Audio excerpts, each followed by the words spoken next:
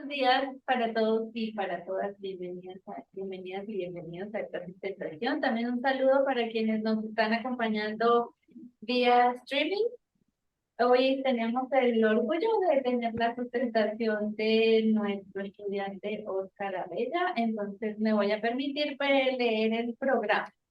Sustentación de proyecto de tesis doctoral, viernes 24 de noviembre de 2023, 8 de la mañana.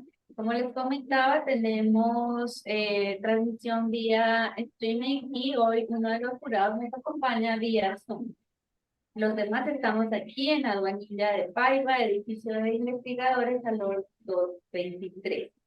El doctorando, Óscar Fernando Abella Peña, y el título de su trabajo es The Co-Construction of School English Language Teachers' Critical Identities Through the Narrative Position. La agenda que tenemos para hoy es, primero tendremos la presentación del proyecto de tesis a cargo de Óscar. Óscar tiene 30 minutos para hacer su presentación.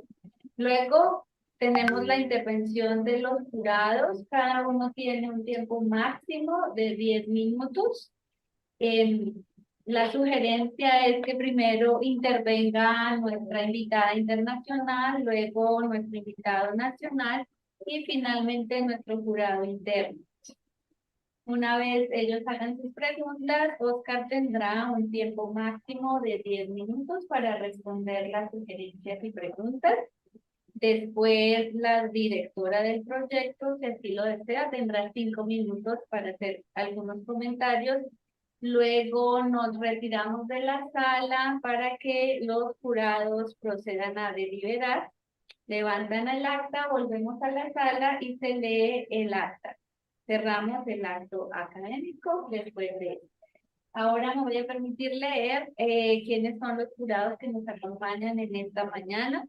Nuestro jurado internacional es la doctora María Cristina Sarasa, doctora en Humanidades y Artes con mención en Ciencias de la Educación y profesora e investigadora de la Universidad Nacional de Mar del Plata. Mar del Plata, Argentina. Nuestro jurado nacional es el doctor Julio Torres, Julio César Torres Rocha, Doctor of Education in Título y profesor e investigador de la Universidad Libre en Bogotá, Colombia. Y nuestro jurado interno, el doctor Castañeda, quien es doctor en Educación y profesor e investigador del doctorado interinstitucional en Educación, sede Universidad Distrital, Francisco José de Caldas. La directora del proyecto, la doctora Pilar Méndez Rivera, doctora en Educación, profesora asociada de la Universidad Distrital Francisco José de Caldas, en los programas de doctorado interinstitucional en Educación, énfasis ELT Education, y la licenciatura en Lenguas Extranjeras con énfasis en inglés, directora del grupo de investigación Intertec. Entonces, con esta presentación los dejo con Óscar. Óscar, tienes 30 minutos, quiero que le avises, te hagas 5 minutos, ¿está bien o 10 minutos? Bien, vale, te hago 10 minutos. Entonces, la mejor de las presentaciones.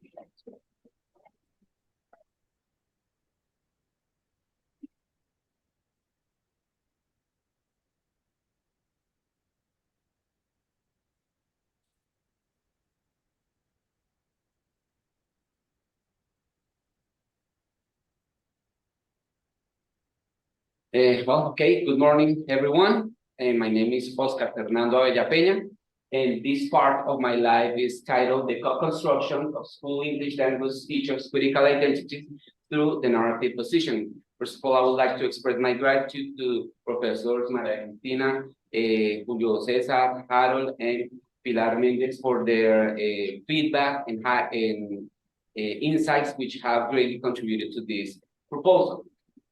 So, I was born in Bogotá, Colombia, 42 years ago. I am married. We have 2 children. The boy is 22. The girl is 6 years old. I am school English language teacher at the Marruecos y Molinos School, which is a public school here in Bogotá, Colombia. And I completed my licenciatura at the Universidad Distrital Francisco José de Caldas. and my master's degree is in education with emphasis on English language didactics. In my leisure time, I like to play basketball, I love video games, and I also like motorcycles. But my two real passions are education and arts. Both have been fundamental in the building of who I am and what I do, not as two isolated elements, but they have been intertwined as the spine of my life. One feeds the other, and they have an impact over me as a school English language teacher and as a researcher. As you will see, arts will be part of this proposal. So despite my passion for education, I dropped out of school when I was in 7th grade due to a disappointment with the traditional schooling system. And inspired by my 3rd to 5th grade teacher, Carmina, I had a wonderful early experience, but when I started the high school, I learned what I wouldn't like to be as a teacher. So now as an educator, I have observed a trend among my students, which consists on a disconnect between their likes, their works, their context, their needs, and the school curriculum, which is very similar to my own experience. So since high school, I navigated challenges stemming from my opposition to hierarchical relationships in the education field. So issues like the school curriculum, the use of uniforms, the must-be discourses, the authority figures relying on have been ongoing tensions that I have brought to my teaching practices and that have had an influence over my critical identity. So I have embraced an attitude toward my students, toward my colleagues, principals, coordinators, that are influenced by thoughts like the ones contained in this song by Good and Glory. You hate those kids for their bad mood, you hate them for being rude, but you don't realize how they feel. They come from smelly consoles, platforms full of hate, cheap booze and drugs, don't expect them to be ideal. Let them talk, let them think, let them smoke, let them drink, let them ask what the hell is going on. Let them live their own lives, let them shout, let them fight. So screw yourself and leave the kids alone. So so with this attitude, I have tried to favor my students, but now I think that I need to be more open to listen to other teachers and what they have to say about their own tensions. So since starting this doctoral program, I've undergone a self-reflection process, realizing that that my critical identity comes from one single perspective.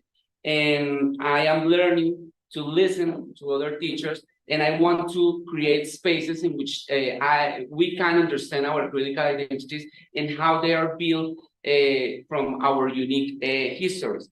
So now, rather than judging them, I am inviting to reflection and to explore how our criticalities have an as Giro said, are pedagogical tools for resisting and disclosing those actions that as a teacher, as a school teachers, we carry out and that come from those school impositions.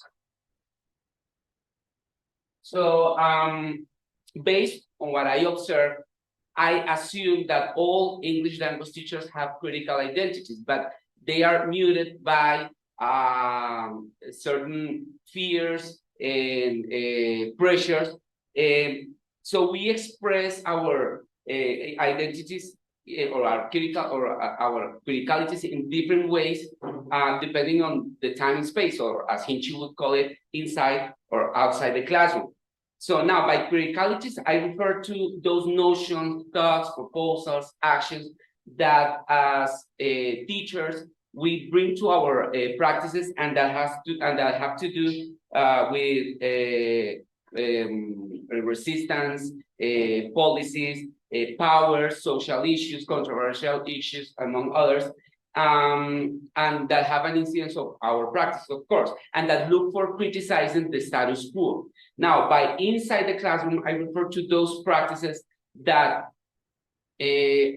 belong to the learning and teaching of the language, because they are part of the syllabus.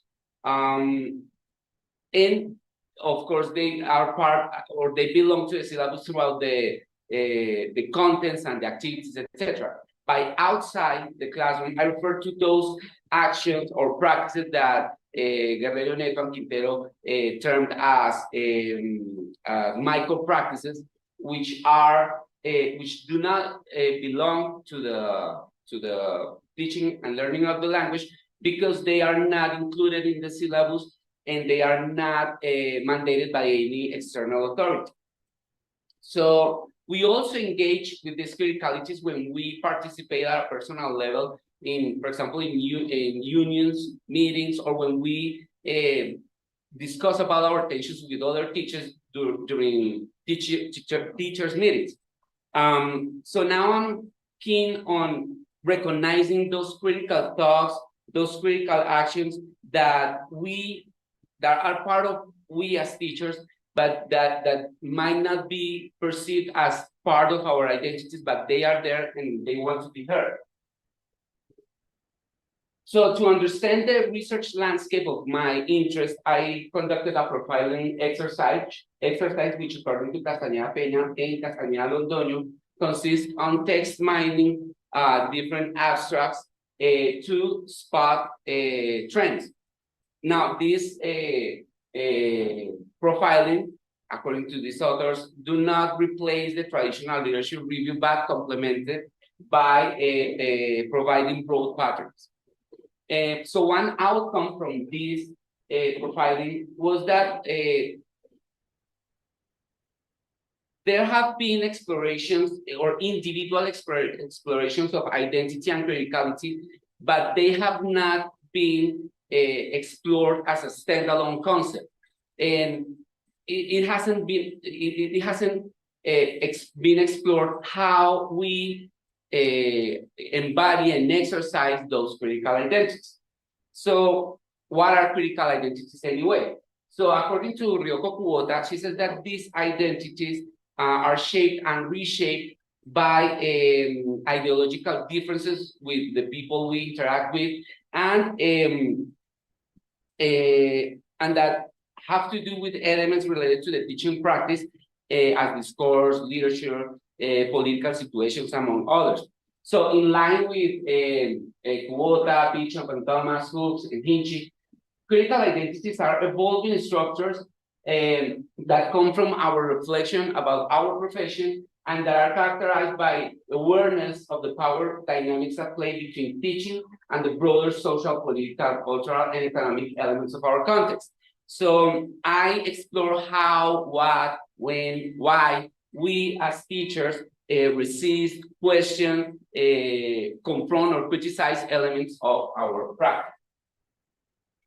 So I identified 3 trends. The first one is the role of critical reflection in teaching practices of a framework for critical identities. The second one, critical thinking, the teacher as a critical thinker in education and ELT education, and critical identities embodied by English foreign or EFL teachers. So the first one has to do with how reflections are a starting point from our narratives to explore our identities. The second one has to do with how criticality is perceived as content to be learned and to be taught. For example, when at schools, teachers have to teach students to develop a critical thinking, yeah? So it's more perceived as content. And the third one has to do with elements in teachers' identities, such as our self-images, critical awareness development, agency, and ethical considerations, which can be triggering critical identities as a practice. So this third trend is the one that is more attached to my interest. So there's an opportunity to explore critical identity as a distinct concept and to understand how it is shaped by the narratives of school English language teachers, influencing our behaviors both within and outside the classroom. So based on what I have explained so far, these two research questions emerged. First one, what insight do our narratives of school English language teachers reveal about the construction of our critical identities? And the second one is, how do personal and professional experiences shape the unique characteristics of critical identities in school English language teachers? And then these two research objectives are connected to the previous research question. The first one is to co-construct through the narrative positioning, understanding about the different shapes, textures, and expressions of 5 school English language teachers' critical identity.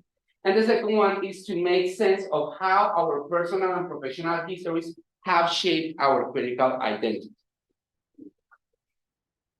So to answer these questions and to meet the objectives, I invited 4 English language teachers from the school where I work. So we had a first meeting, and in this first conversation, one of them, a female, she expressed that she likes to be very traditional in her classes, that she likes to the grammar approach for teaching her the English language, and she said that she likes it that way because her students have to learn the way she learned. So that is one way of perceiving the teaching.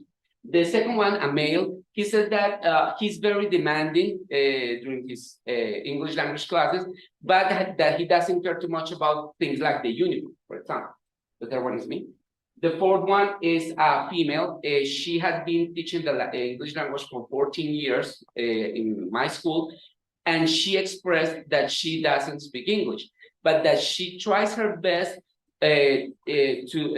to make of her classes based on grammar something meaningful for her students. And something also important about her is that she's the union's representative of our school. And the last one is a teacher who has said that her interest is making of the English language and a tool for students so they can have better, like working opportunities in the future. And she also has mentioned that she wants her classes to be something meaningful for them.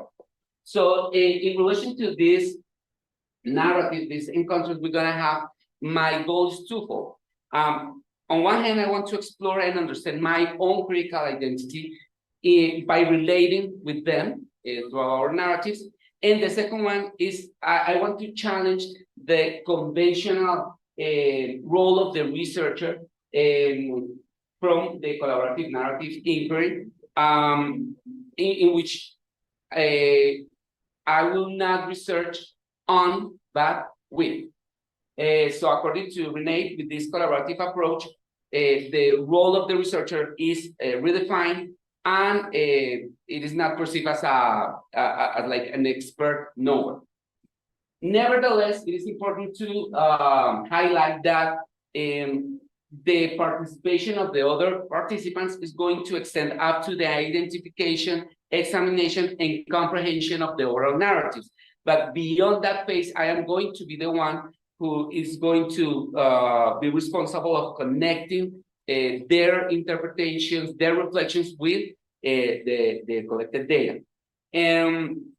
So this, I believe that this is going to prevent the study to be seen from an individual perspective, and the study is going to be benefiting from diverse viewpoints.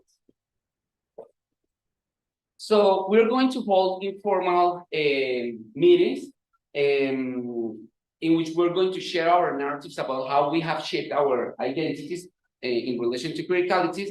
And I want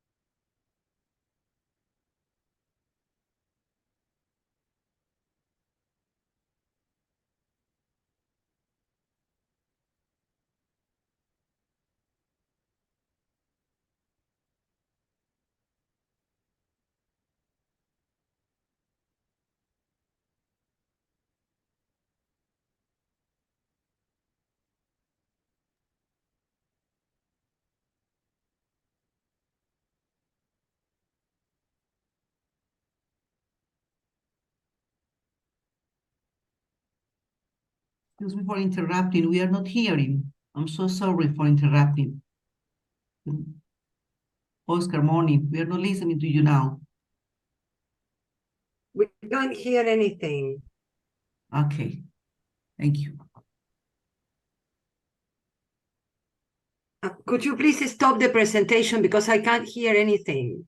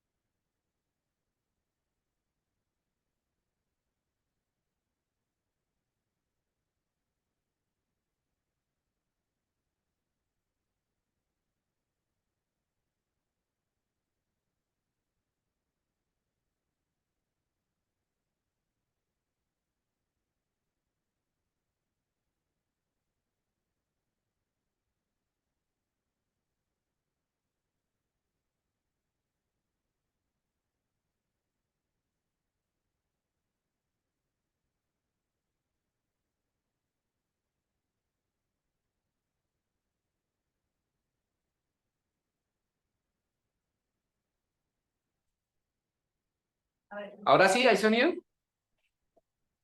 Yes, yes, we hear. Sí, sí, okay, okay. Mantente lejos de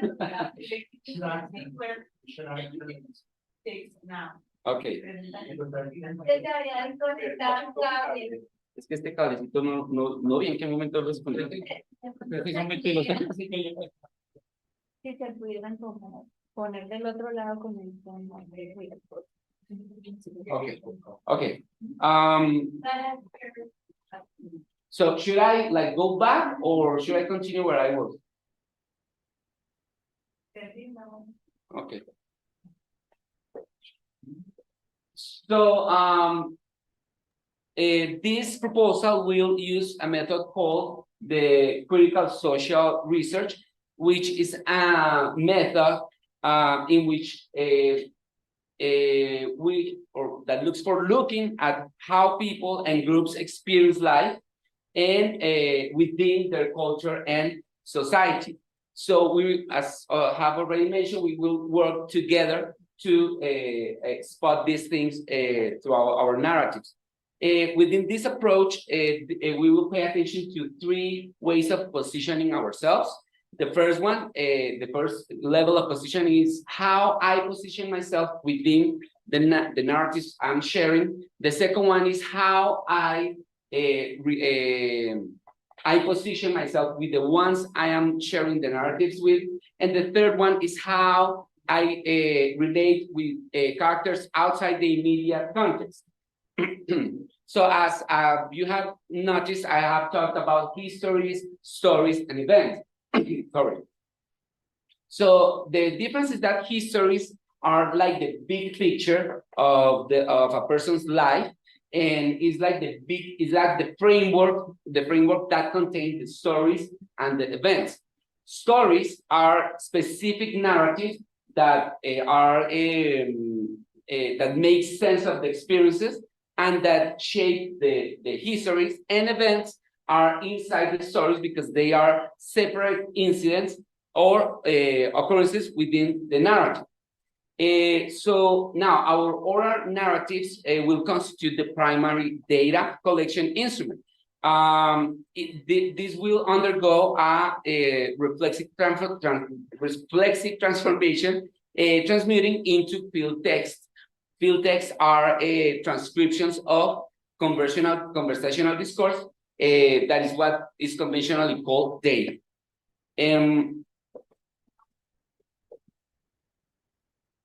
So I will see the right. So in our meetings will be video recording, and the videos will be uploaded to a famous platform. And videos are not the data according to Erickson, but they are a resource to pinpoint specific segments for analysis.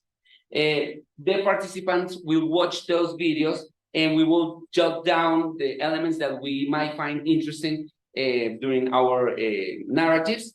and they will use these notes to create something that I'm calling artistic field notes, which are going to be ways to share their reflections in relation to the videos and the narratives in an artistic way. They are going to decide which way. So I hope that by doing this, we will spot tendencies related to critical identity. And I have to clarify that this is not a full art-based research, but art is going to help us to enrich the whole process. So after that, they use, okay, the data, sorry, again.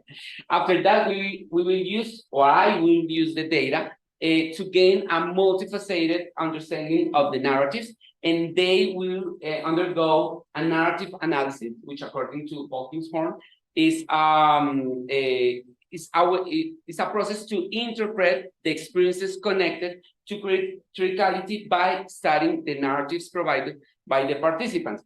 And then it will follow a thematic analysis, which, according to Parkinson, involves multiple readings of the oral narratives to identify, categorize, and share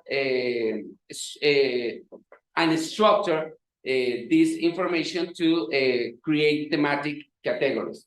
So this process will allow me to identify, investigate, comprehend, and share our outcomes. So in terms of the contributions, I think that by understanding our critical identities, the teachers, the participants will be aware of those relations, those critical reflections that we have with our practices. And I think that by researching the critical identities as a standalone concept is going to feed the education field, and I think that this is going to benefit all school English language teachers in Colombia when this study is published, or when the article is published. And I think that it's groundbreaking in terms of focusing on one type of identity, which is the critical identity. And that would be it. Thank you very much.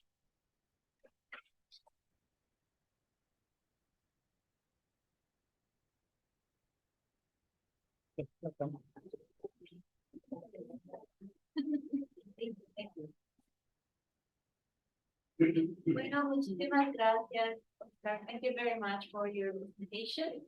Now we will have 10 minutes allocated for each one of our examiners. We invite Dr. Sarasa to be the first one to give her comments to Óscar. So Dr. Sarasa, the floor is yours. Okay, well, hello, good morning.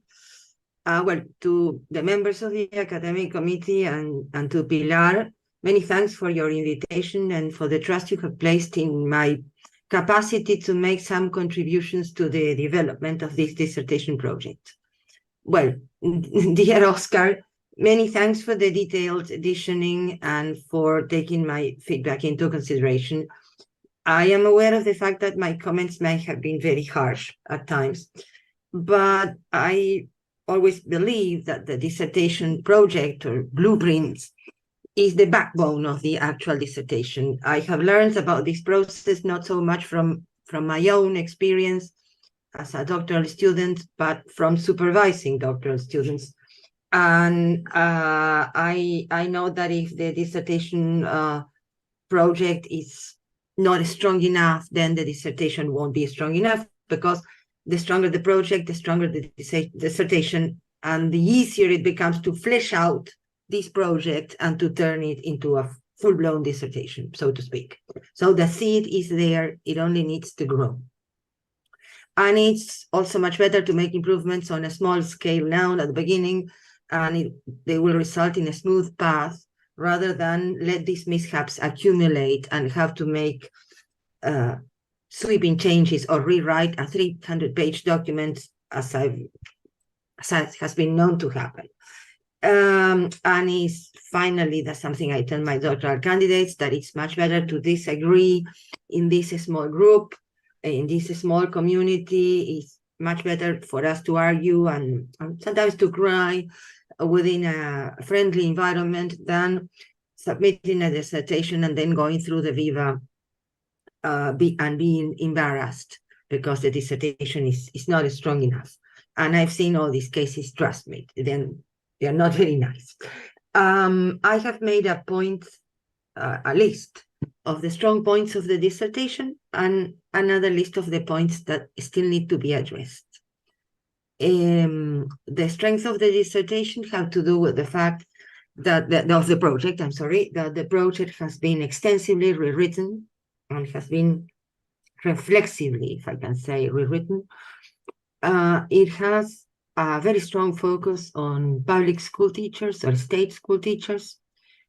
The doctoral candidate is very much aware of the process he's undergoing, he's undertaking, and is very much aware of the problem also that his dissertation wants to address.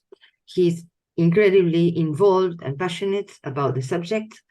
His theoretical literature review is very thorough for the project, and I also appreciate the new methodological design.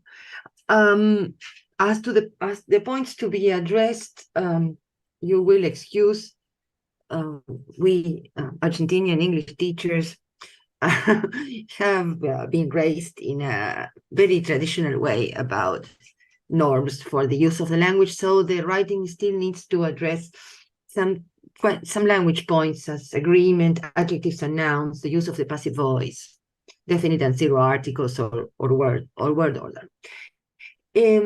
I would like to recommend, and then I will type them out, some authors that could contribute to the methodological design.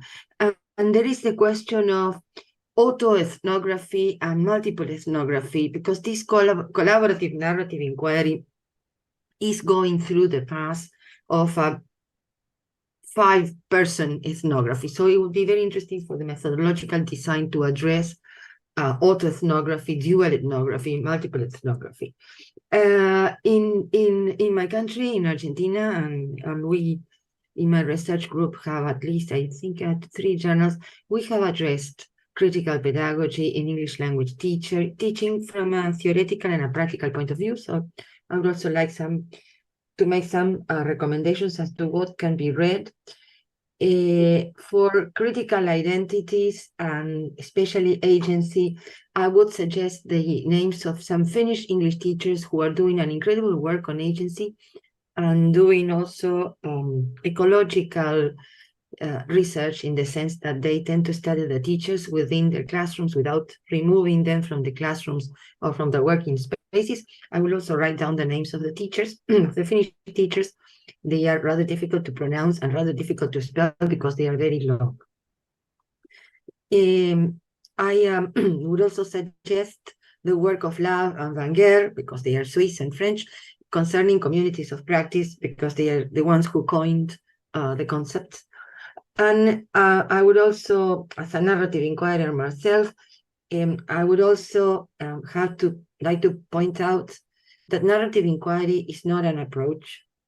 Neither is it a method. It's a methodology, because it has theoretical components. There are different types of narrative inquiry. One is the type of narrative inquiry developed by Connelly and Clendening. And Clendening herself and her disciples, who are mostly women, are very vocal about the identity of the type of narrative inquiry they have developed. Another type of narrative inquiry is that developed by Barhuizen for English language teachers, and it's rather wider, a little bit more comprehensive than the one originally developed by Connelly and Clendening. And there is also Johnson and Golombek's teacher narrative inquiry, which is not based on Dewey's philosophy of experience, but on Vygotsky's processes of mediation. So when we choose narrative inquiry as methodology, we have to be very careful about which path we choose, not because I say so myself, because the ones who have developed these types of narrative inquiry are very vocal about the identity, the methodology they have developed, and they tend to differentiate themselves from the other types of narrative inquiry. Clandini herself has been extremely protective of the methodology she developed, and we owe it to her to respect that standpoint. There is also visual narrative inquiry, an arts-based or arts-informed research.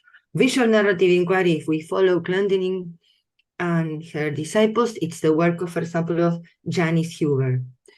But there is also arts-based research. There is the groundbreaking work of Eisner or Baroni. So I will also write these names because there are very important if you want to base some part of your field work on the arts. I'm directing a dissertation based on this. And in the future, if I am ever called back to give some feedback, I'd like to read about very, very specific instruments for entering the field. When we read in the literature that we negotiate our entrance to the field before entering, then during the intervention and after the intervention, well, this is something we have to live through. But when we enter the field and interact with the participants, we have to be as careful as a nanosurgeon, as a microsurgeon, because we can hurt others with the instruments we design, because these are very private matters which we have to welcome. We have to be hospitable. I like to talk about narrative hospitality quite a lot, and we have to show epistemological respect for what they know. We have to show ontological care for who they are. And there is a lot of theory involved in this. So our instruments have to be designed very, very, very precisely. If you don't like the idea of the surgeon, you could like the idea of the cook who's going to surprise his friends with a very, very, very carefully crafted menu. So our instruments need to be very, very carefully crafted and designed with the idea of collecting as many field texts as possible and making our participants as uncomfortable as possible, and also gathering the texts within a limited period of time, because our participants at some point will get a little bit tired of the process. If we don't gather these narratives carefully, if we say, well, I will go into the field and I will ask these questions, we won't have field texts to write the dissertation, and the dissertation will not develop as easily as it should, right? So I have one much younger colleague who always repeats something that I say, that if we don't have these very precise instruments, sometimes we would be a bull in a china shop. The china not from the country, but from porcelain, from these little tiny things that break and smash so easily. So I would like to read in the future some very, very definite instruments, because a narrative inquiry has them. So we could have. And so I would love to read the dissertation in process and in progress. And I would also, I have a list here, which I can add somewhere, cut and paste, of some authors that could help in the process. I think this is all. And well, thank you very much for the invitation. And thank you, Óscar, very much for your efforts, and congratulations to Óscar and Pilar. Was supervising is also quite a job. Thank you very much, Dr. Sarasa, for your insight. And now I would like to invite Dr. Julio Torres to provide your feedback.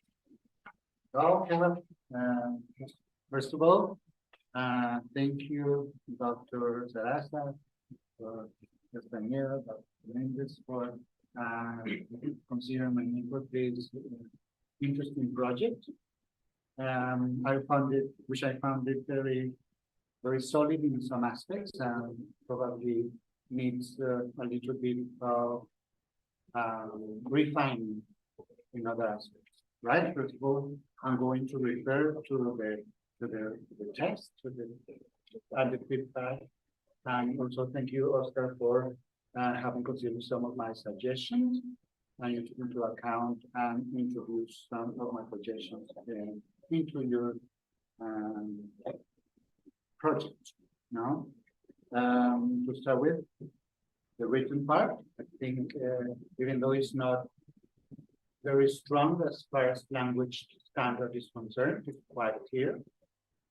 Considering the English languages that we're thinking about, the world of English and the English is international language. So the written has to be flexible in a certain way.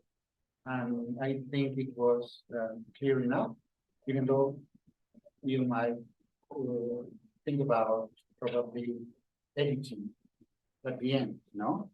But for me, English international language is the way to go. So including different varieties of English, it's an enriching way of going about probably influencing the language in the world and taking a political position towards English international language. Based on what I read, you took into consideration many interesting aspects about the theoretical framework, about your positioning, which I think it's very interesting, because it comes from a very particular perspective of being a rebel, according to what you say in your written text. So I think it's interesting, but obviously you have to go beyond being a rebel and put in some background into that rebellious attitude towards the educational system.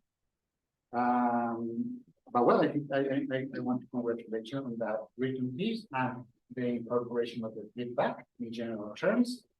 And now I want to refer to, regarding your presentations, I would like to highlight obviously the clarity of the presentation, the theoretical background and the issue review together with the profile that you mentioned. I think it's quite consistent in general terms. And I think most of the questions and objectives are also coherent, and it brings the work some unity in general terms. I have to agree with Dr. Samara when she says that she finds some weaknesses in the methodology, the research methodology, because first of all, you start with an assumption, and I think obviously research is not assumption-based.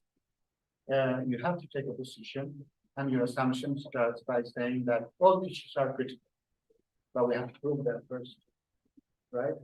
Because I myself have done some research on the criticality of teachers, and I have found that especially high school teachers seem to be very rebel, but sometimes are very critical.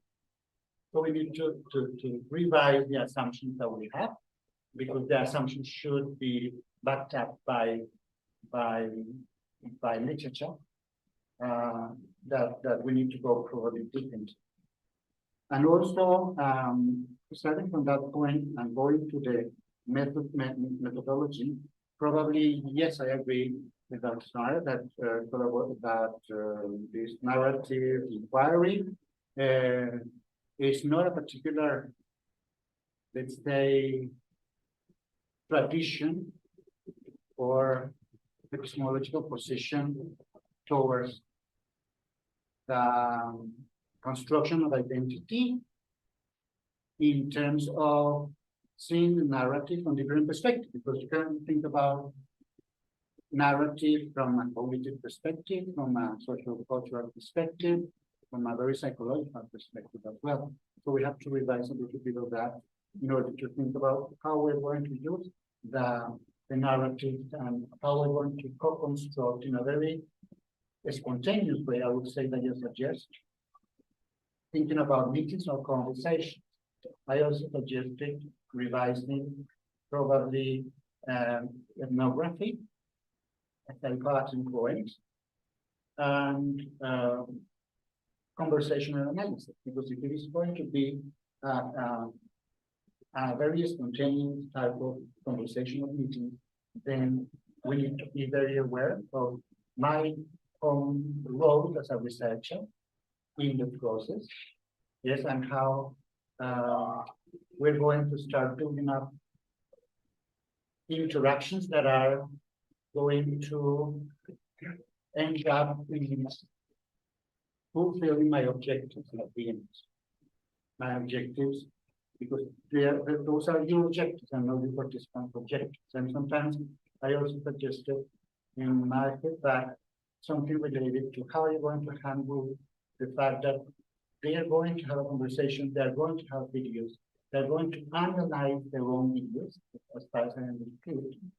And that's, I mean, it's a heavy load for participants, right? It's a very heavy load for participants, and they are really close friends of yours. And they will be able to devote time and effort in order to do all this process with you. So that's why constructing solid and very precise instruments that go hand in hand with the objective that you have already set up at the beginning would be a very important next step in the process in order to successfully complete your research. I know it's going to be a process from now on that is quite hard and difficult, and especially if you're thinking about these non-structural meetings or conversations or things like that. And I also suggested thinking about probably raise, but now I can think about other authors in order to go deep into narrative as a data collection process, but I don't know if it's going to be something that's going to be helpful for you when you start the analysis. Because the analysis, here you didn't mention in the document or in the feedback, but it's totally mentioned now, semantic analysis. And I would like you to take a look at Clark and Brown, which is a psychologist that talk about semantic analysis in a deep way. And that's going to be helpful in the analysis, which is going to be a difficult issue because you have so many things together. You have videos, you have art, you have, you're going to end up with abundant database, no, or data sets at the end of which it's going to be difficult to put it together and probably cross that information at the end. So those would be some of my observations about the presentation, which was much more enriching. I could understand much better your written test with your oral presentation that was complimentary. And also, to finish, the ethical issue is another thing that probably you need to take into consideration because you're part of that community, and obviously that has to be taken very carefully in terms of ethical issues for the research. What you demand from your participants, and if you're not going to hurt them in a certain way, as has been said already, or how this is going to help them at the end as well, and what would be probably the final outcome for them to take after this interesting research. So I think that's it. Thank you very much, Dr. Torres, for your insights. And now I invite our host, examiner, Dr. Julio.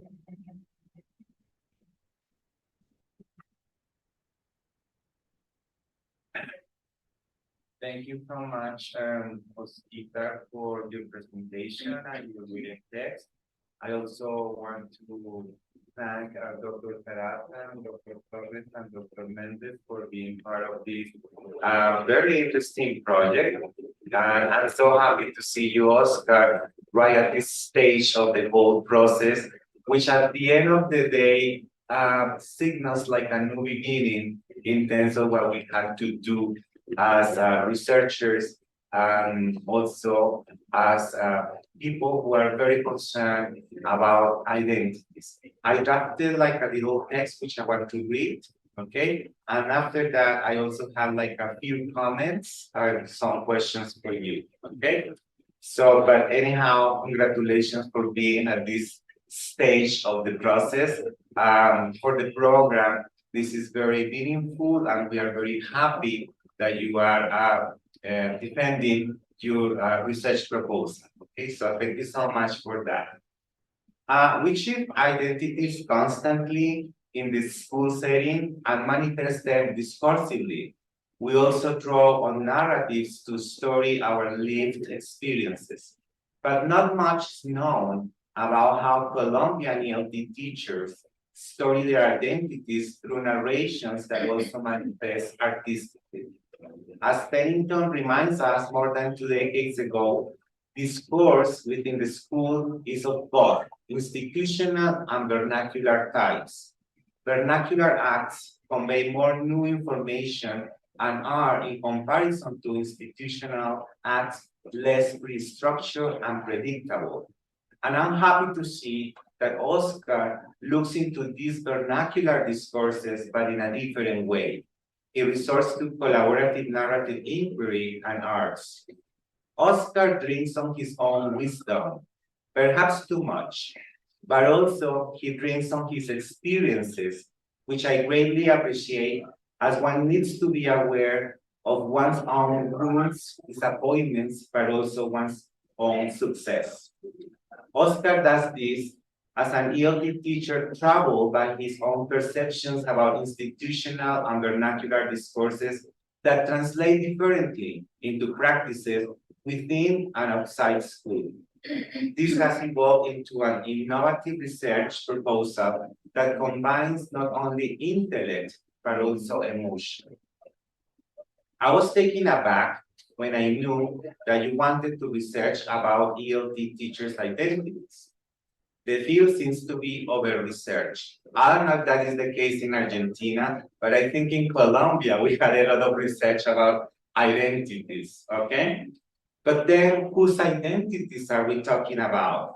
That was my first question when I started like teaching you and also reading your research proposal. Through the years, I understood that Óscar was putting into practice a submerged point of view.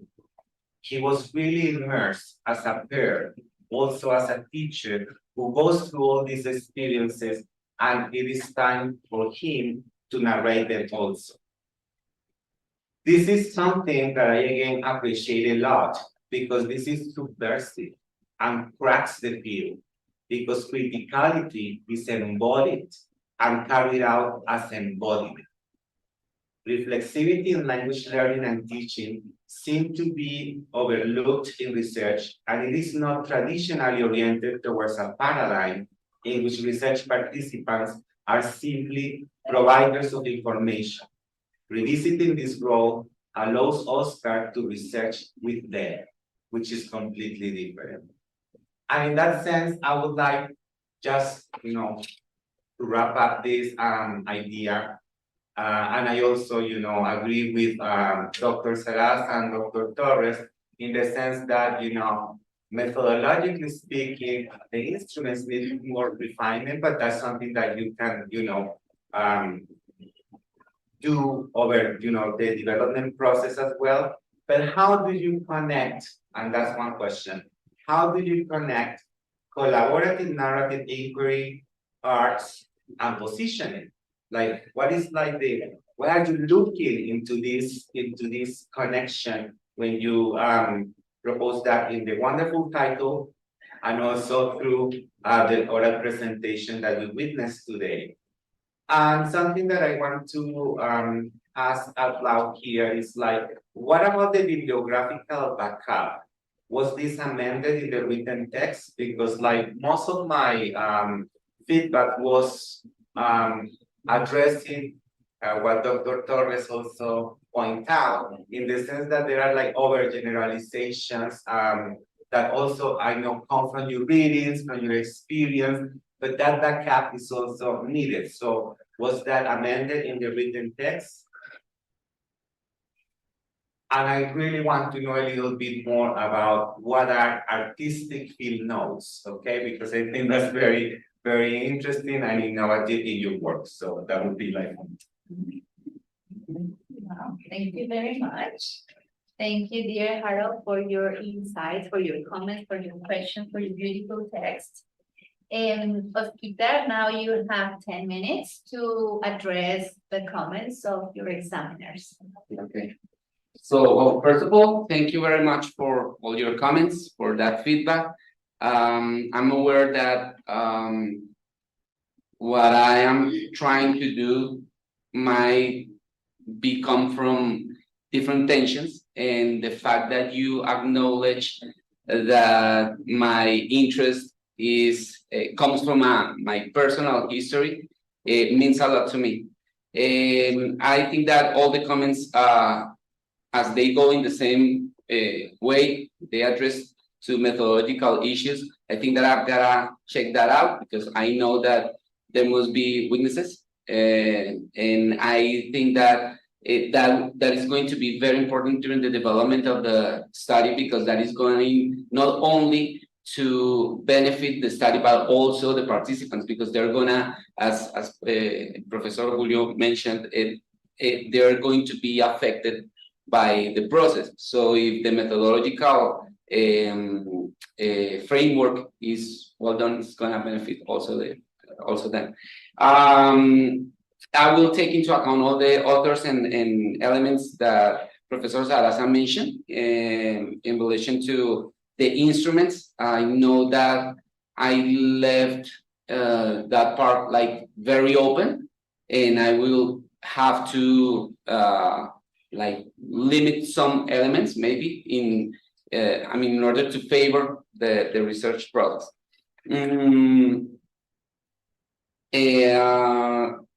Yeah, I will also check everything related to the narrative inquiry or inquiry. I'm not sure how to pronounce that. I thought it was inquiry. Yeah. Okay. Yeah, I always say inquiry, but you all said inquiry, so I was like, oh, now I got inquiry about that. So yeah, again, like everything is related to that, to the research methodology, and I know Professor Méndez is going to help me with that. And in relation to the questions you asked, the first question, I didn't get the first word. You asked me how I connect arts, positioning, and narrative. And narrative. Okay. So I think that, as I explained, arts are fundamental in my life. So I try to bring arts for everything I do. And I think that arts are going to cross the narratives and are going to help the participants to understand how they position themselves by exploring their emotions, because arts are connected to emotions and to feelings. So by implementing arts, they are going to be able to explore how they position at those three levels I mentioned, by allowing them to be emotional, maybe, because I think that these narratives, if they are so meaningful as they are for me, which I assume, because I think that we all refer to our histories and how we became teachers. And I think that the arts are going to favor that they allow themselves to emotionally engage to the narratives. And when they, I hope when they watch the videos and they see themselves from a third person perspective, they're going to be able to I don't know, to be more honest to themselves, because maybe at schools, or at least in my experience, everything is like very, like vertical. So we are not allowed to be emotional. And I think that arts are going to help me in that way. You also asked me about the artistic field notes. Well, this is a concept I'm working on, because I think that that's gonna be defined as it happens. But the idea is that all the participants watch the videos, and everything that catches our attention, we're gonna, like jot down. But I wouldn't like them just to share a text. Yes, because again, I think that emotions are important at this stage. So I will invite them to use any artistic expression, the one that they feel more comfortable during a piloting. One participant of that piloting said, "But I'm not good at any art." And I was like, "So how do you usually express yourself with your students, with other teachers?" And he said, "Well, I use memes." And I said, "Okay, so use that, because that is also an artistic expression." Yes.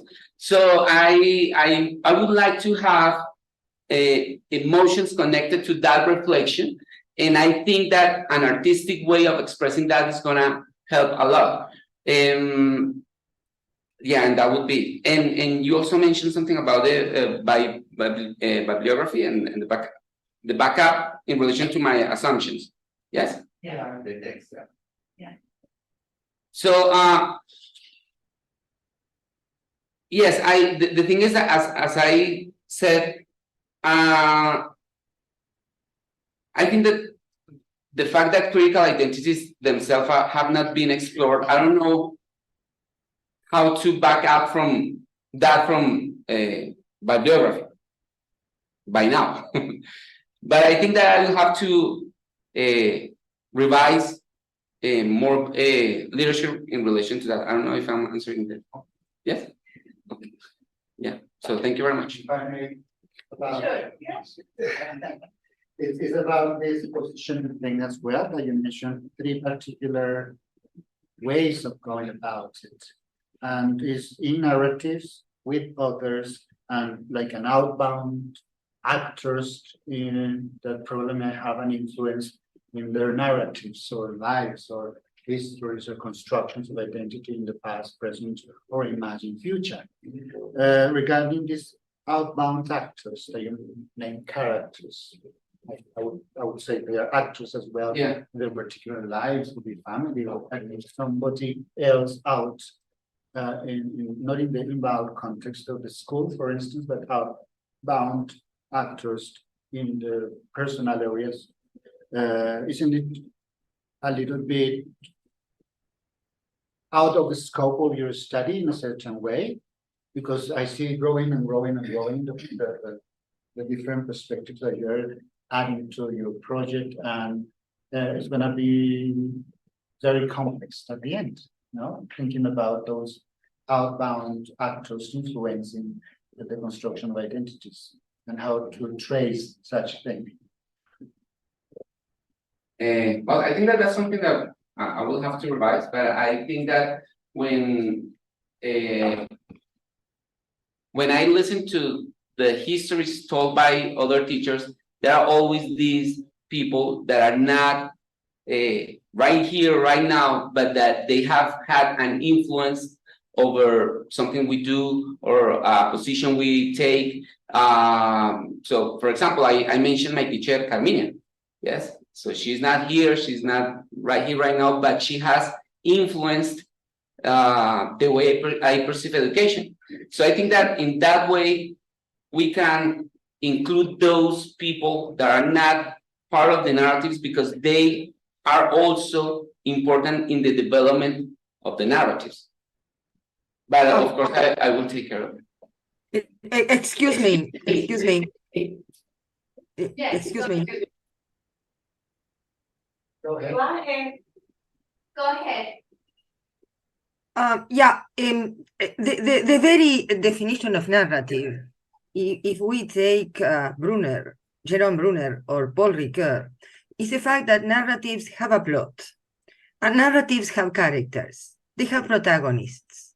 So our narratives are inhabited by other people.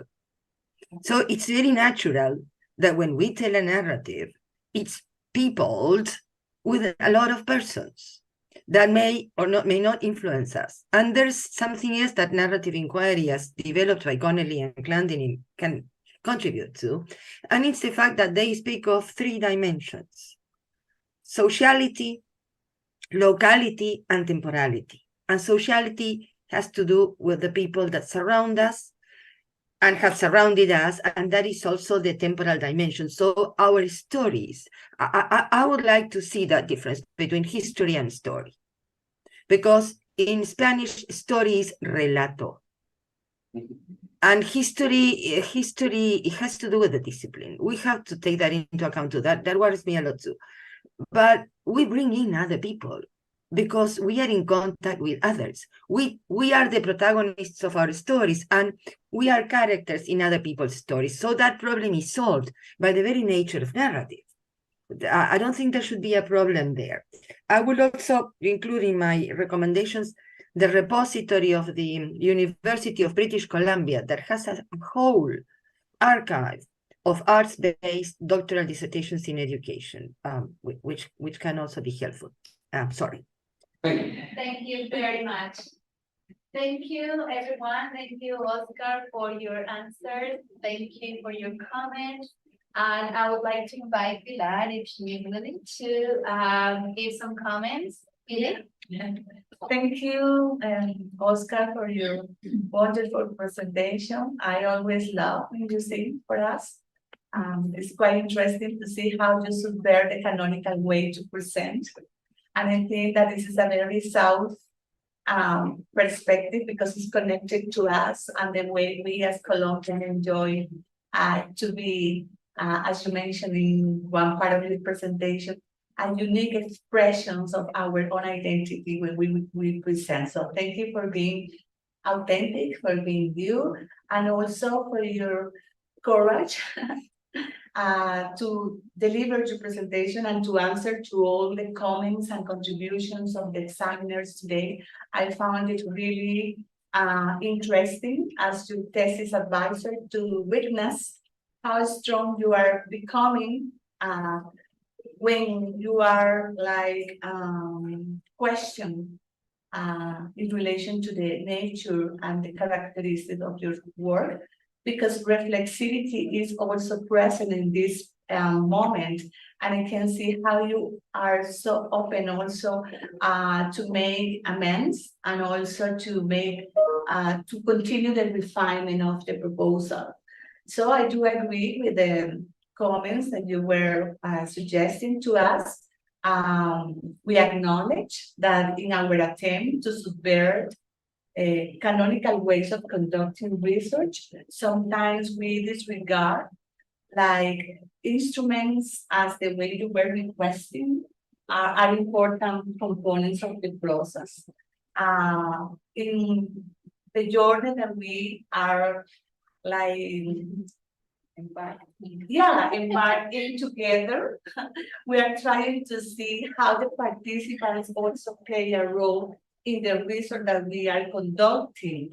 So now we are positioning ourselves as researchers who want to subvert a little bit that relationality in which the researcher is the knowing, the knower, the know we know, and to see how the participants also surprise us.